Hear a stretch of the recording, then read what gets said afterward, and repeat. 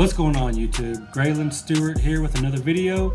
If you haven't tuned in before, I am a virtual wholesaler.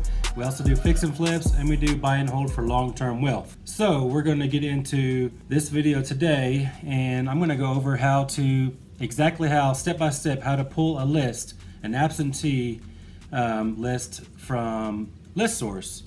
So let's get into it.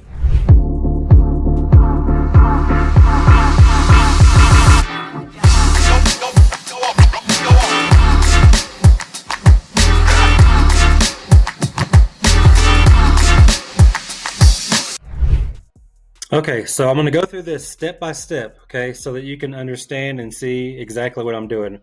So the first thing you got to do is, if you don't already have an account, you need to get an account. So you go to listsource.com. As you can see right up here, listsource.com. It's automatically going to bring you to this home page right here. And like I said, if you don't have an account already, you will need to sign up to get an account. It is a free account that you can just sign up for. If you already have one, simply log in, okay?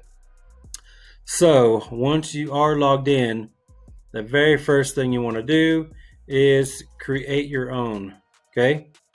After you click on create your own, that's right here. Hopefully you can see my cursor. I'm going to try to go slow, so if you're taking notes, you can follow along, okay? So once you go to create your own, it's going to bring up this geography tab. Now notice there's all these tabs: geography, mortgage, property, demographics, foreclosure, and options, okay? We're not going to use all of these, but we're going to start with geography because that's the first one it comes up to, okay? So first, we got to search our criteria. Now, what you want to do first is you want to, now this depends on your budget too, but you want to start your list with either a city, a county, or a zip code, depending on what your budget allows. And we can always narrow that down as we go along. But for now, just for simplicity's sake and for this video, let's just start with city, okay? Now, one of the areas we target in the U.S. is Florida, okay? So let's say you wanted to pull a list for Tampa, Florida, okay? So obviously you choose city like I did, you choose the state Florida, and then you scroll down to find Tampa, okay? So let's find it, and once we find it, we will click on it. And I'm going to explain all this to you on how it works too, because when I was learning, it's really hard to follow along if you're watching someone else do it. So I'm going to try to break it down very easily and very rudimentary to make it simpler, okay? All right, so there's Tampa, Florida right there. So after you highlight Tampa, Florida, you click add, and obviously it moves it over to the right side. As you can see, our count is 199,760 records, okay? Obviously, that's a ton of records, no matter what your budget size you have, okay? So now that we have Tampa, we go to the next category. Now, just to double check, if you wanted to do anything else, as we stated, you could do zip code if that's too many, or you could do county if you wanted to just do, Broward County or whatever county in Florida, Miami-Dade, or wherever you wanted to go, you could do that county. But so we chose city and we chose Tampa, and it's already selected for that, okay? So that's under geography. Now what you want to do is go to property, okay? Once you get under property, you're going to select this drop down again under select criteria. So we're going to do a couple of things here. So the first thing we want to do is equity percentage, because obviously when you're wholesaling, a big thing is equity. We have to have equity in a property if you're doing a traditional wholesale. So what we want to do, what I typically do, and again, this is determining based on what your actual budget is, okay?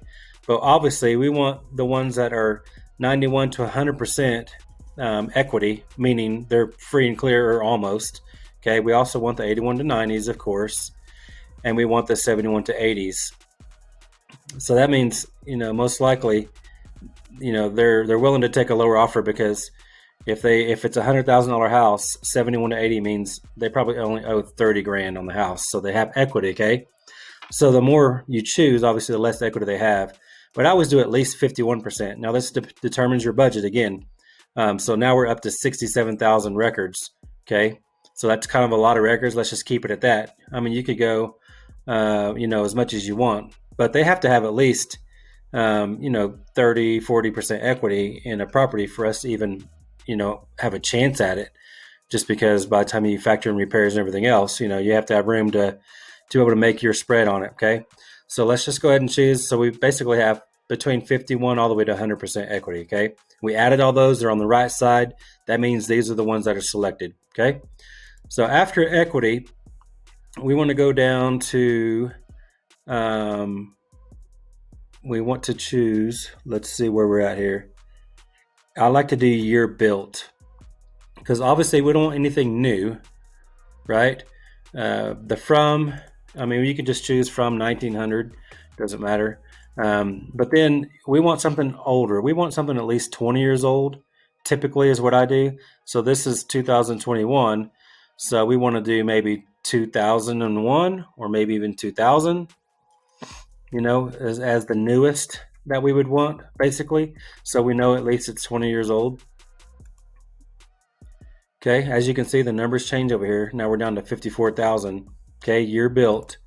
Now, property type is a big one. I should have did that one first, but it doesn't really matter what order you do these in. So depending on your area and what you're really targeting, if you just wanted to select mobile homes, you just want to target mobile homes, you could choose that.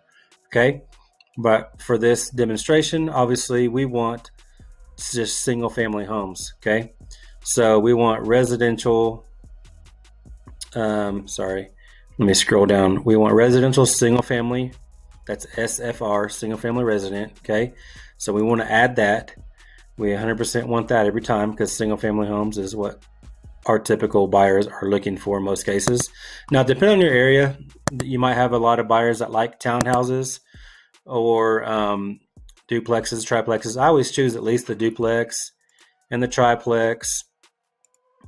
And let me scroll back up because you can see these numbers changing every time I choose one of these. Let's see, the numbers slightly change every time I do something. And we want quads because quads and below, are still considered just a regular loan. It's not a multifamily. That's what I'm trying to say. So we've got all of those selected.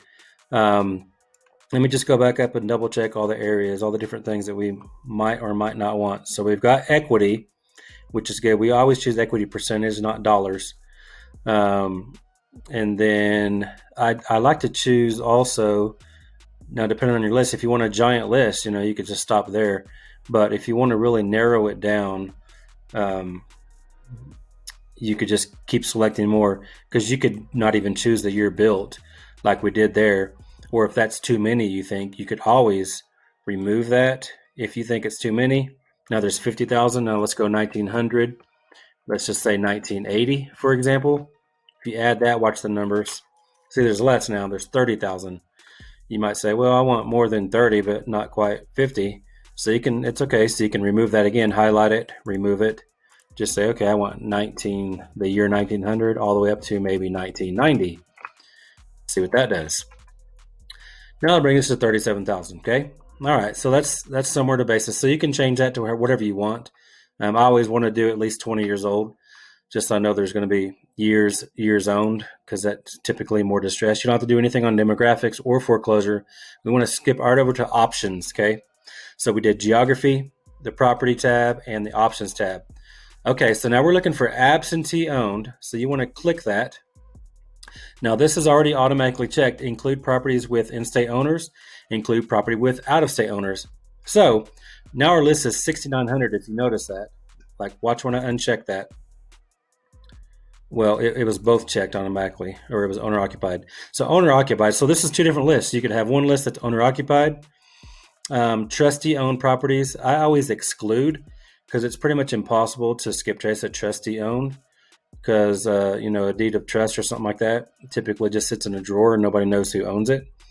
The corporate-owned properties, I usually exclude those too. It's just more difficult. We're just looking for something easy. We do want the mailing. Now, depending on what you do. So if you're using this list to do SMS or cold calling or RVMs or something like that, then it's okay to have just the mailing address complete. But if you're wanting to direct mail this, I always choose both mailing and property address complete because that means it's going to have a mailing address so you can actually get the mail to the right person, the owner. Then it's going to have a property address of the subject property that you're trying to target. Okay. So that's an owner occupied list right there, but we're talking about absentee owned. So you simply just choose absentee. Now, so you can have two different absentee lists.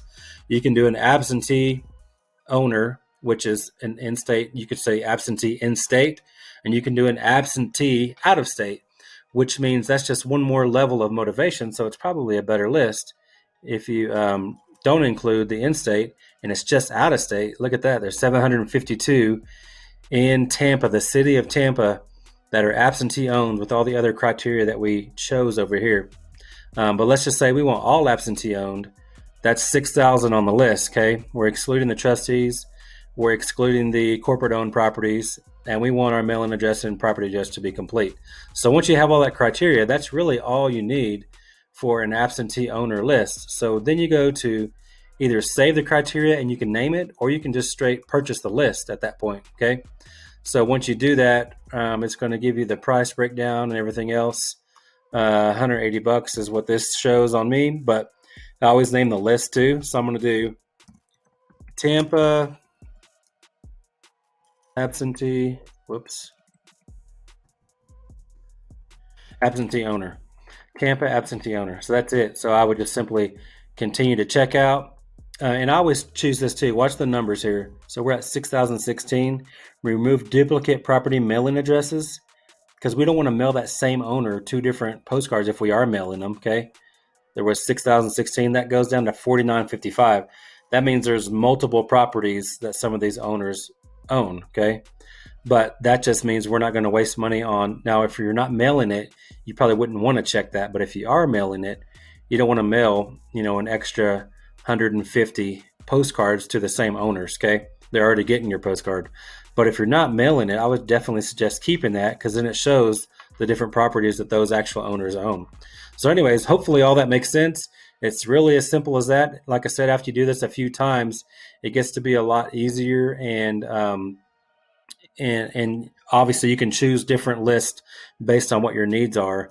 And even if you just wanted to target specific zip codes in different areas and things like that. So anyways, that's really it for that. So hopefully it made sense and that was beneficial. Okay, guys, hopefully all of that information was helpful. If you need to rewind it and go through the video again so you can really look at all the steps that I took, it's pretty simple after you do it a few times.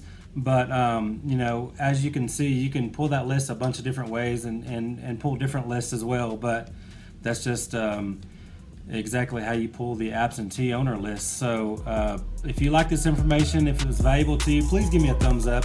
Also, I'd love to have you as a subscriber, so please subscribe, and I will see you in future videos. Thanks a lot.